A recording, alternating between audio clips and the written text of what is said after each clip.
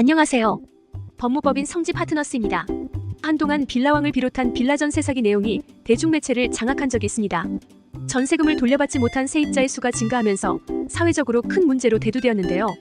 현재 이 문제로 집주인과 갈등을 겪고 있다면 오늘 글을 참고해 주시기 바랍니다. 임대인과 임차인은 전세 계약을 할 때 언제까지 해당 주거지에서 거주할지 기간을 정하게 됩니다. 이 기간 동안 거주하고 나면 임대인은 임차인에게 보증금을 돌려주어야 합니다. 해당 기간이 만료되었음에도 불구하고 집주인이 보증금 위반을 하고 있다면 세입자는 법적인 방법을 동원하여 보증금을 돌려받아야 합니다. 전세 사기란 임대 기간이 만료되었음에도 임대차 보증금을 돌려주지 않고 있다면 전세 사기에 해당할 수 있습니다. 단 사기죄가 성립하기 위해서는 기망행위가 있었는지를 중점적으로 확인해 보아야 합니다. 전세 사기가 인정된다면 집주인은 하단에 정리된 형량을 받게 됩니다. 형법 제347조 사기. 사람을 기망하여 재물의 교부를 받거나 재산상의 이익을 취득한 자는 10년 이하의 징역 또는 2천만 원 이하의 벌금형에 처해집니다. 이때 사기는 기망, 착오, 재산상의 이득 행위가 있었음이 존재해야만 죄를 인정하고 있습니다. 사기죄의 요건인 기망은 널리 재산상의 거래관계에서 서로 지켜야 할 신의와 성실의 의무를 저버리는 모든 적극적, 소극적 행위를 말한다.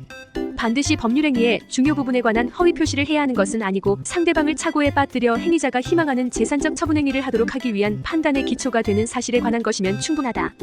따라서 거래의 상대방이 일정한 사정에 관한 고지를 받았더라면 거래를 하지 않았을 것이라는 관계가 인정되는 경우에는 그 거래로 재물을 받는 자에게는 신의성실의 원칙상 사전에 상대방에게 그와 같은 사정을 고지할 의무가 있다. 그런데도 이를 고지하지 않은 것은 고지할 사실을 묵비함으로써 상대방을 기망한 것이 되어 사기죄를 구성한다. 대법원 2018년 8월 1일 선고 2017도 2682 판결. 즉 보증금을 돌려줄 능력이 없음에도 상대방을 의도적으로 속여 사기죄를 저질렀다면 전세 사기에 해당하여 위에 기재된 형을 선고받게 됩니다. 또한 빌라 전세 사기로 타인의 재산을 편취한 금액이 5억 원을 넘어가게 된다면 특경법을 따르게 됩니다. 이득 금액이 5억 원 이상 50억 원 미만일 때에는 3년 이상의 유기징역, 이득 금원이 50억 이상이라면 무기 또는 5년 이상의 징역형에 처해집니다. 오피스텔 전세 사기로 상대방을 형사처벌받게 하고 싶다면 먼저 임대인에 관한 정보를 최대한으로 수집해야 합니다. 또한 해당 건물 내에 본인 외 또 다른 피해자가 있다면 함께 고소를 진행하는 것도 권하고 있습니다. 그 이유는 피해자의 수가 많을수록 법원은 사건의 심각성을 고려하여 보다 상향된 형벌을 내릴 수 있기 때문입니다. 민사소송으로 해결하는 방법은 없을까요? 전세금 반환 청구 소송을 통해 본인의 돈을 돌려받을 수 있습니다. 전세금 반환 청구 소송을 제기하기 위해서는 계약서에 기재된 계약 종료일이 지났음에도 보증금을 받지 못하였음이 인정되는 자료를 첨부할 수 있어야 합니다. 문자 메시지나 전화통화 내용, 카카오톡 문자 내용 등이 여기에 해당합니다. 구체적인 자료가 존재한다면 승소하는 것은 어렵지 않습니다. 그러나 문제는 전세 사기로 승소를 하였음에도 전세 자금을 돌려주지 않는 때입니다. 이 경우라면 판결문을 기반으로 경매를 신청하여야 합니다. 경매를 신청하면 전세 물건의 낙찰까지 어느 정도 시간이 소요되며 낙찰 시 1순위에 해당하여 보증금을 회수할 수 있습니다. 단 은행의 담보가 1순위라면 은행이 1순위로 먼저 가져가게 되며 남은 금원에서 보증금을 회수할 수 있습니다.